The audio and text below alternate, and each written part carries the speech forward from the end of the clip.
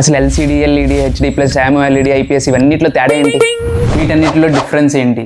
First బేసిక్గా mobile display అంటే ఒక స్క్రీన్ మాత్రమే కాదు, అది మిలియన్స్ ఆఫ్ టైనీ పిక్సెల్స్తో రెడీ అయ్యే ఒక image.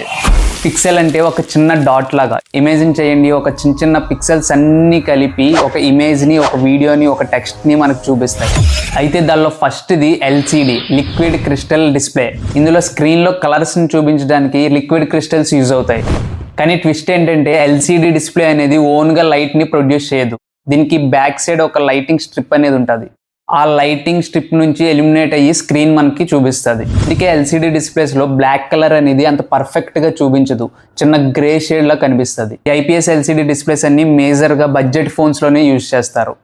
LCD డిస్ప్లేస్లో screen వెనకట్ల back light ఉంటుంది, కానీ AMOLED డిస్ప్లేస్లో మ్యాజిక్ ఏంటంటే స్క్రీన్లో ఉన్న ప్రతి పిక్సెల్ ఓన్గా లైట్ వెలుగుతుంది. అంటే బ్లాక్ కలర్ స్క్రీన్ చూపించాలన్నప్పుడు ప్రతి పిక్సెల్ ఆఫ్ అయిపోతాయి.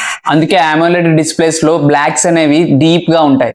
కలర్స్ చాలా పంచీగా, షార్ప్గా, ఇంకా క్లియర్గా కనిపిస్తాయి. మూవీస్ చూస్తున్నప్పుడు, రీల్స్ చూస్తున్నప్పుడు లేదా గేమింగ్ ఆడినప్పుడు చాలా రిచ్ ఫీల్ వస్తుంది. ఇంకా బిగ్గెస్ట్ అడ్వాంటేజ్ ఏంటంటే డార్క్ మోడ్లో యూజ్ చేస్తే ప్రతి పిక్సెల్ ఆఫ్ అయిపోతుంది కాబట్టి బ్యాటరీ సేవ్ అవుతుంది. దానివల్ల ఛార్జింగ్ బ్యాకప్ ఎక్కువ వస్తుంది.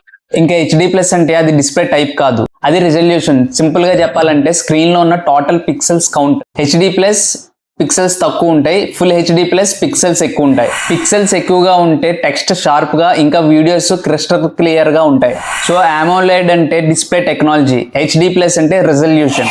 సో ఈ డిస్ప్లే టైప్స్, రిజల్యూషన్స్ గురించి మనకు తెలుసుకుంటే నెక్స్ట్ మొబైల్ తీసుకున్నప్పుడు చాలా సింపుల్గా ఉంటుంది.